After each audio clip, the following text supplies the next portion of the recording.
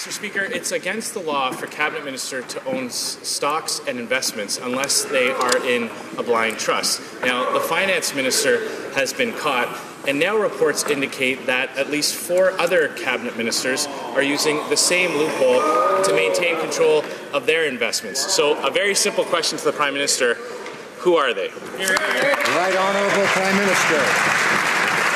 Mr. Speaker, everyone in this House refers to the Conflict of Interest and Ethics Commissioner to ensure that we are following the rules and putting in place the things that Canadians expect of all parliamentarians. And it's interesting to note that the Conflict of Interest and Ethics Commissioner has made recommendations to members of all parties and in previous governments. The Ethics Commissioner's website suggests you are one of the ministers who has an ethics screen set up. Is that because you have indirect assets that you own, and are you considering divesting of them, blind trusting? Do you think it's working?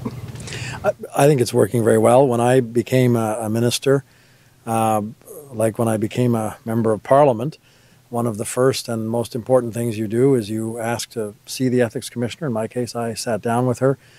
We discussed the assets I had. We discussed, in particular, a friendship that I have, a long-standing friendship with the Irving family from New Brunswick. It's a multi-generational thing. My father and Mr. Irving's father were friends. It's a social friendship. But because under the rules you shouldn't be using properly your public office to benefit a friend, she recommended a screen was put in place. It's the Department of Fisheries and Oceans, in the case of Cabinet documents, Privy Council, ensured that those documents are properly screened, and ultimately the Chief of Staff administers the screen. In my view, it's worked very well. It's not indirect assets then? No, it's because of a personal friendship, and under the rules, that was the appropriate course that she suggested and one I followed, and from my perspective, it's working very well.